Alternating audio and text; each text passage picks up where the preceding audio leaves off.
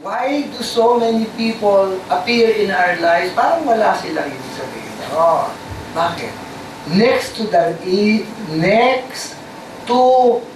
being potential channel of good, there is an equally important reason why there are so many human beings that pass our lives. What do you think that is? I love the answer. I think I will write about it. It gives you an opportunity to pass on an act of kindness. Each person that you meet in your life is an opportunity for you to pass on an act of kindness. And if every Filipino learned this, if every teacher, if every professor, if every grade school teacher teaches this to all the students, two things lang.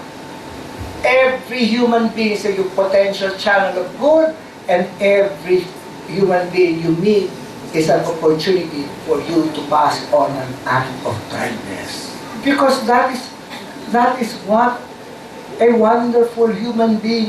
If you truly understand you're one with God, this is what you will be busy with. Bawat tao mong makilala, opportunity to pass an act of kindness. Kaya natin i-review. Di ba? Nag-umpisa na tayo sa apology. Kung isang tao, naabala ka, nainis ka, o nainis mo, apologize, sorry. Hindi ko naman sinasadya, I will make up for it. That's an act of kindness. Forgiveness, yung patawagin. How many of us do not know how to forgive? Sige. Pero masama pa rin ang loob. But this is an opportunity for you to pass on an act of kindness.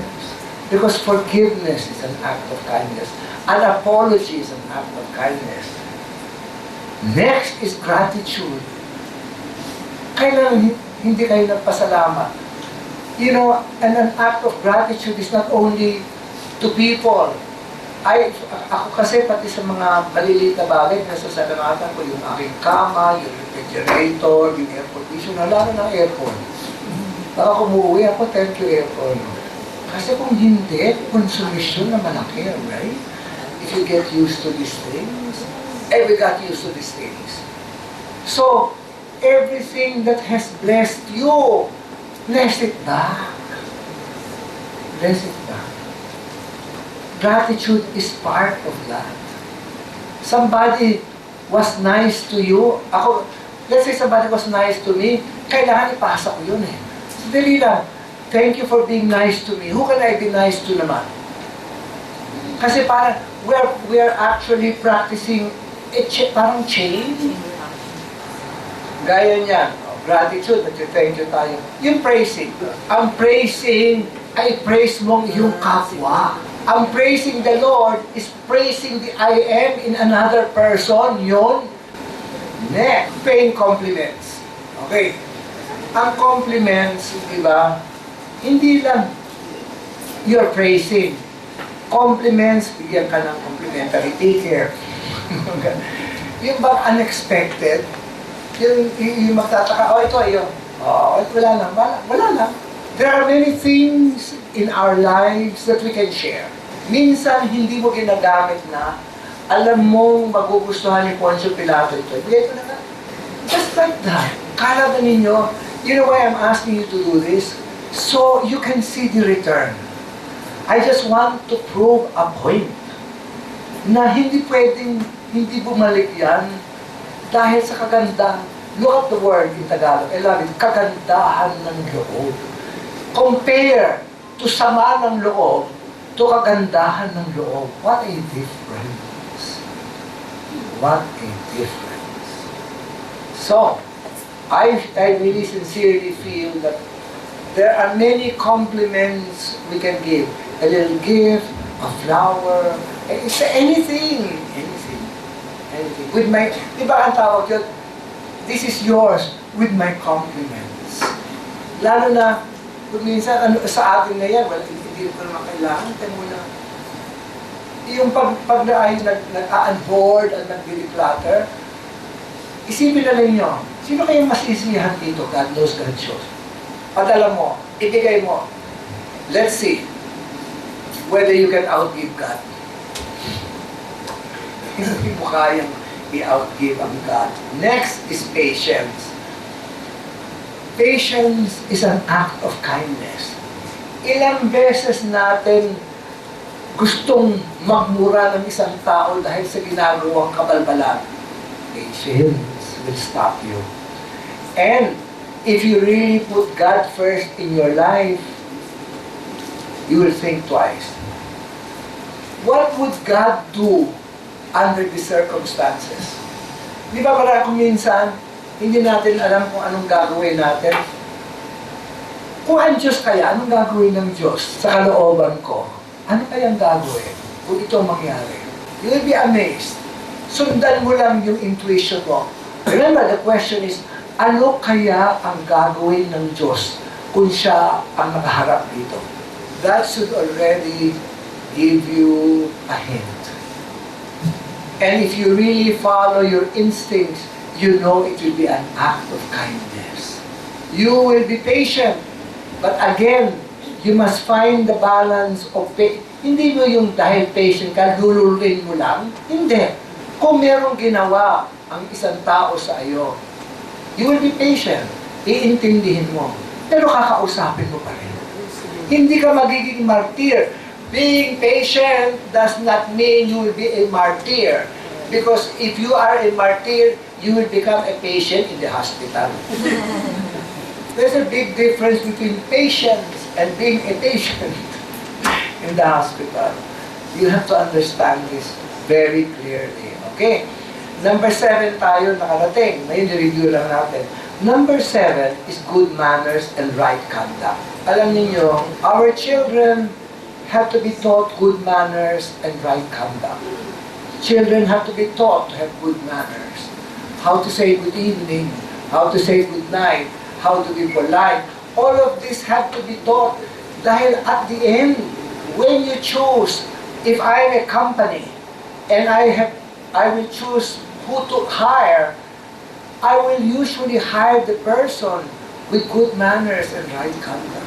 Yun ang pipiliin mo, hindi pwedeng hindi eh.